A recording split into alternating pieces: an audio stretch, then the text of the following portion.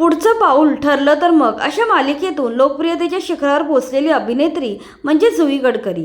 आज आपल्या भारदार अभिनयाने तिने मराठी प्रेक्षकांच्या मनात वेगळं स्थान निर्माण केलं आहे। पण तिला हे यश सहज मिळाले नसून यशाच्या या जगमगाटामागे तिचा एक मोठा संघर्ष आहे। अनेक वर्ष तिने एक भावनिक आणि शारीरिक लढाई लढली आहे। वर्तुळ मालिकेनंतर अचानकच जुई इंडस्ट्रीतून गायब झाली होती। या काळात ती एका भयानक आजाराचा सामना करत होती। या जीवघेण्या आजारातून आता ती पूर्णपणे बरी झाली आहे। यातून बरी झाल्यावर आता माझा पुनर्जन्म झाला आहे असे ती सांगते। चला तर जाणून घेऊया जुईला नक्की काय झाले होते।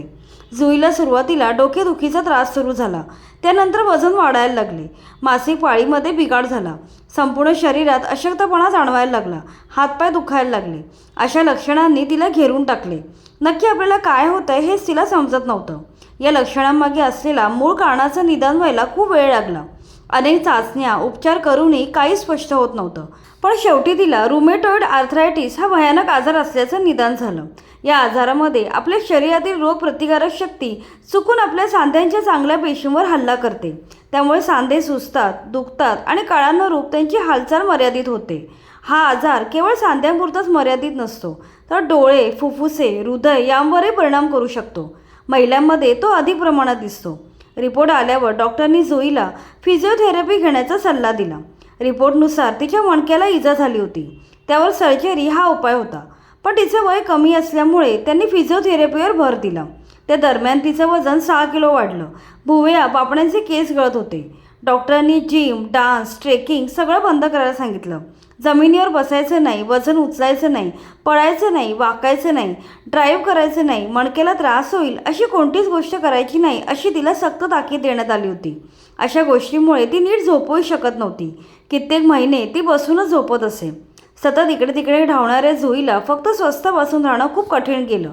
तिला आपलं आवडतं काम म्हणजे अभिनयसुद्धा करता येणार नव्हता। त्यामुळे तिने पुढचं पाऊल ही मालिका सोडून दिली। पण प्रॉब्लेम इथेच थांबले नाहीत, परिस्थिती पुढे आणखी बिघडली। काही दिवसांनी तिला डेटचा प्रॉब्लेम सुरू झाला। तिच्या गायनेकने काही टेस्ट सांगितल्या। रिपोर्ट्स आल्यावर त्यांनी ब्रेन MRI करावं लागेल असं सांगितलं। MRI केल्यावर रेडिओलॉजिस्ट म्हणाले, डॉक्टरांना दाखवून घ्या, प्रॉब्लेम आहे।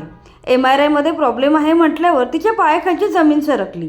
MRI रिपोर्ट पाहून गायनेकने सांगितले की तिला प्रोलॅक्टिन ट्यूमर आहे, तो बरा होईल पण पुढे तुला मूल होणार नाही। हा आणखी एक मोठा धक्का तिला बसला।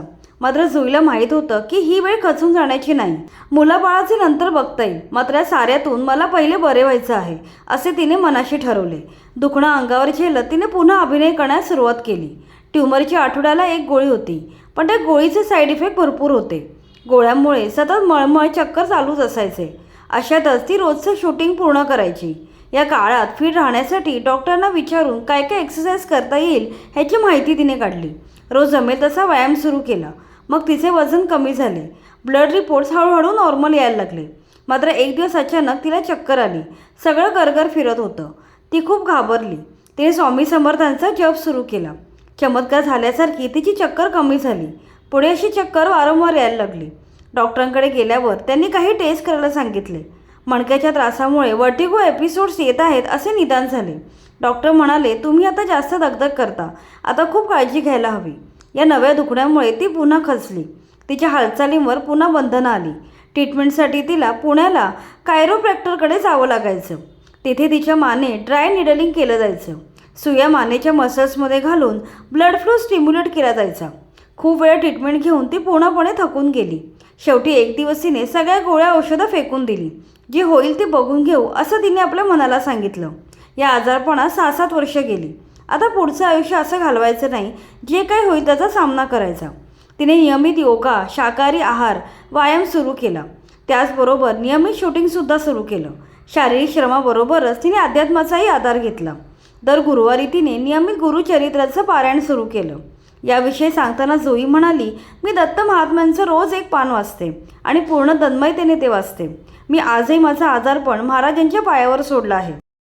त्याच्यानंतर माझा जो काही त्रास होता तो कमी झाला। माझं जे काही होईल ते दत्तगुरू बघून घेतील। आज मी माझ्या पायांवर उभी आहे, ती दत्तगुरूंची कृपा आहे। लवकरच सर्व पूर्वपदावर यायला लागलं। आता तिचे रिपोर्ट्स एवढे नॉर्मल आहेत की ती आता आईसुद्धा होऊ शकते। अशा प्रकारे जुईने मोठ्या ध्येयाने आपल्या आजारपणावर मात केली आहे.